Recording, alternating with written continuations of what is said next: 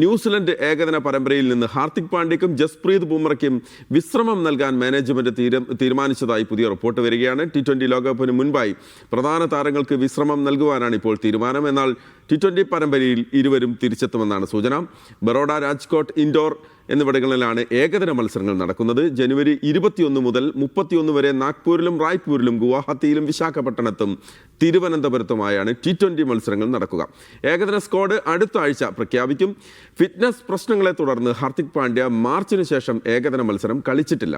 ബുംറയുടെ ജോലിഭാരം നിയന്ത്രിക്കുക എന്നുള്ളതാണ് അദ്ദേഹത്തിന് വിശ്രമം നൽകുന്നതിന് കാരണമായി ഇപ്പോൾ പറയുന്നത്. അതേസമയം ആഭ്യന്തര മത്സരങ്ങൾ കളിക്കണം എന്നുള്ള BCCIയുടെ നിബന്ധന പാലിക്കാൻ ഹാർദിക് പാണ്ഡ്യ വിജയ് ഹസാരെ ട്രോഫിയിൽ ബറോഡയ്ക്കായി കളിച്ചേക്കും എന്നുള്ളൊരു സൂചന കൂടി പുറത്തു വരുന്നുണ്ട്. വിരാട് കോഹ്ലി ഡൽഹിക്കായി കളിച്ച ശേഷം ദേശീയ ടീമിനൊപ്പം ചേരും. രോഹിത് ശർമ്മയും ആഭ്യന്തര മത്സരങ്ങൾ പൂർത്തിയാക്കി ഏകദിന പരമ്പരയ്ക്ക് തയ്യാറാവുകയാണ്. SSV ജയ്സ്വാൾ, സൂര്യകുമാർ യാദവ്, ശിവം ദുബെ എന്നിവർ ഉടൻ തന്നെ മുംബൈ ടീമിനായി ഒപ്പം ചേരും ആഭ്യന്തര ക്രിക്കറ്റ് കളിക്കാൻ. പരിക്കിൽ നിന്ന് മടങ്ങുന്ന ശ്രേയസ് അയ്യരും ആഭ്യന്തര മത്സരം കളിച്ചേക്കും എന്നുള്ള റിപ്പോർട്ട് ഇപ്പോൾ പുറത്തു വരുന്നുണ്ട്.